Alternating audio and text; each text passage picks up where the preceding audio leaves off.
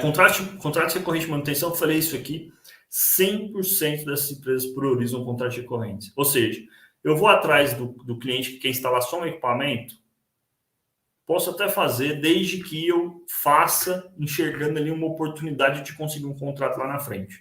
Às vezes é um teste, às vezes é um equipamento que eu quero conhecer, eu vou instalar esse equipamento aqui porque eu quero mais me conectar ali com os tomadores de decisão daquela empresa.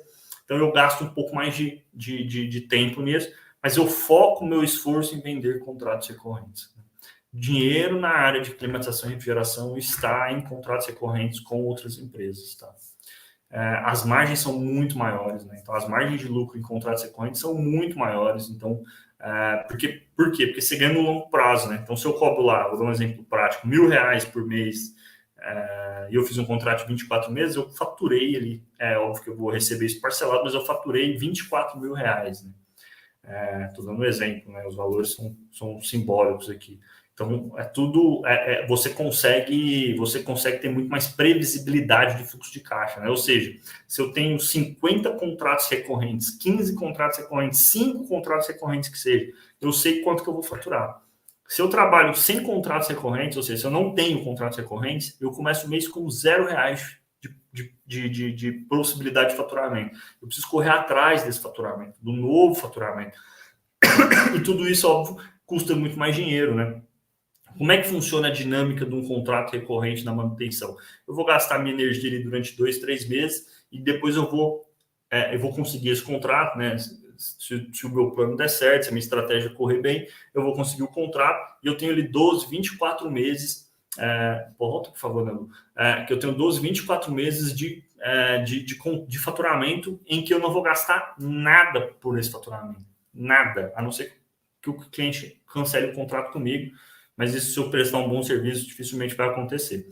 Então, os contratos recorrentes, eles te dão previsibilidade de fluxo de caixa. Eles te dizem quanto exatamente você vai faturar, minimamente. Dali para frente, você pode conseguir outros contratos, faturar mais ainda, com certeza, e é esse o objetivo.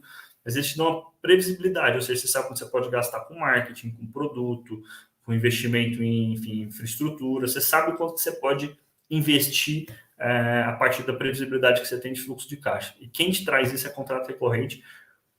Serviço avulso não te traz essa previsibilidade. Pode passar, por favor, Ana. E qual que é a estratégia para conseguir contratos, né? A gente está falando bastante aqui sobre como é que essas empresas crescem. Boa parte delas usam contratos recorrentes. E na época eu lembro que eu selecionei umas 15 empresas e liguei para o empreendedor para tentar entender um pouco sobre como é que esses caras fazem, né? Pô, você está aí na sua cidade, eu lembro que eu conversei com um cliente que era de Sorocaba, não lembro o nome da empresa também, enfim, não faz muito sentido, mas ele explicando como é que ele consegue contratos recorrentes, né? Existe uma estratégia por trás disso, não é eu acordar de manhã e falar, putz, beleza, assisti a live da aula ontem, vou atrás de contratos. Como é que eu faço? Não, eu vou ligar para todas as empresas que eu encontrar no Google oferecendo o meu serviço. Não funciona desse jeito, né? Não, seria muito simples e seria tão fácil que todo mundo faria igual. Então, se fosse fácil assim, enfim, era tranquilo. Infelizmente, não é tão simples. O que eles fazem, né? Então, boa parte dessas empresas não é uma regra, ou seja, 60% das empresas fazem 61%, é um dado, enfim, que não é uma regra, mas eles nicham segmentos. Ou seja, eu não atendo todos os tipos de empresa, eu foco em nichos, ou seja, eu foco em a rede hoteleira, eu foco em shoppings, eu foco em comércio de rua, eu foco em segmento XXX. Por quê? Porque daí eu me torno especialista nisso, né, naquele segmento. Ou seja, se eu tenho 10 supermercados, redes de supermercados, que eu atendo, eu já sei exatamente como que funciona, quais são os horários que eu posso ir, o que esses caras pedem de certificação para eu poder atender lá dentro, quem que é normalmente a pessoa. Então, por exemplo, é a pessoa de facilities, é o gestor, quem que é esse cara? Em geral, nas mesmas empresas costumam ser os mesmos cargos, né? Então, eu já sei mais ou menos como é que funciona a dinâmica, eu consigo ter um argumento de vendas muito melhor, ou seja, eu chego na empresa e falo, olha, você tem 10 concorrentes aqui, 5 já são meus clientes. Então, isso gera o ser humano tem isso, né? Ele quer fazer parte de um grupo, né? Ele fala, pô, mas 5 dos meus concorrentes estão lá, porque esse cara alguma coisa boa ele faz, deixa eu entrar também. Não posso ficar de fora. Então, tudo isso ajuda bastante nessa questão de crescimento. Então, não é, vou arrumar contrato recorrente, importante, tem que ter, bacana, como é que eu consigo? Né? Preciso ter estratégia, então eu vou segmentar quais são os segmentos que eu tenho mais facilidade, aonde na minha cidade existe esse segmento, quais nichos existem dentro da minha cidade. Então, por exemplo, se você olhar na sua cidade e tiver 2 shopping centers, faz sentido você atender shopping? A não ser que você cobre muito dinheiro do shopping, não faz tanto sentido assim, né? Aí você pode juntar, né? Talvez alguns segmentos. Tentar fazer uma análise do mercado que você está inserido. E aí existem ferramentas gratuitas que você pode fazer isso. Você joga lá os quinais lá que você está procurando, ele te entrega todos os quinais lá da cidade que você escolheu, né? Então, por tipo de, sei lá, comércio de rua, vai te entregar todo mundo. Aí você começa a ter um pouco mais de estratégia. Né? A venda desse contrato, ela não é simples, ela não é uma venda que se você liga, o cliente fala, pô, bacana, vamos fechar o contrato. Não funciona assim. É uma venda de relacionamento. Então, por isso que você que é empreendedor precisa gastar tempo vendendo. Ninguém na sua empresa vai vender o seu serviço melhor que você. Ninguém.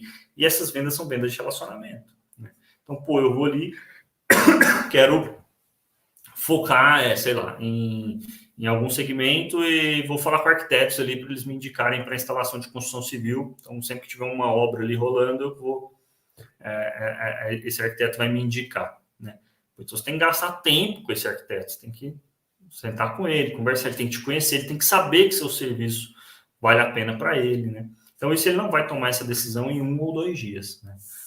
Então, se você tem a expectativa de que, pô, eu preciso vender rápido para pagar minhas contas, você vai ter que bolar alguma estratégia de ir fazendo uma transição parcial, né? Uma transição lenta para você conseguir trazer esses contratos. Essas vendas demoram, né? Às vezes a empresa já tem contrato com uma outra empresa, né?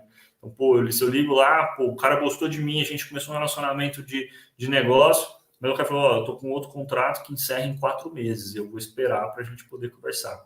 Então, você tem que ter tudo isso mapeado. Então, isso é muito relacionamento, né? E muitas das vezes é necessário o serviço avulso, que é o que a gente tinha falado. Ou seja, o cliente, como é que ele vai saber que você oferece uma experiência diferente? Ele precisa, ele começa vendo isso da maneira como que você se porta, né? Isso é muito importante. O que é a maneira de se portar? Obviamente não é só a aparência, acho que nada disso, mas basicamente, pô, como é que eu envio um orçamento para esse cliente? O meu orçamento vai certinho, ele vai com informações, ele tem todos os dados que o cliente precisa saber, ele tem explicando por que o meu preço é assim, assim, assado, os diferenciais do meu serviço, né? Pô, como é que eu mostro para o meu cliente, sei lá, se eu uso uma ferramenta de atendimento, pô, como é que o cliente pode solicitar atendimento ali por dentro? Como é que eu mostro isso para ele, né? Então, tudo isso, toda essa experiência, né? Ela é a maneira como você se porta, né? Pô, quando eu vou explicar sobre o serviço, quão didático eu sou, né? Quando eu vou, enfim, fazer um atendimento de teste, quanto que eu me esforço para conseguir entregar uma boa experiência para ele, tudo isso faz parte, né? Então, ele não vai confiar em você dificilmente, né? 25% das vezes, 24% das vezes pode acontecer, mas em 76% das vezes ele vai precisar que você faça alguma coisa ali para ele saber que, de fato, a sua empresa é uma empresa um pouco diferente. Então, o que é muito importante, né? Estratégia de nicho garante sucesso. Tentar atender todo mundo, tentar fazer tudo para todo mundo, esse é o caminho mais rápido para o fracasso e para a derrota. Ninguém consegue fazer tudo para todo mundo.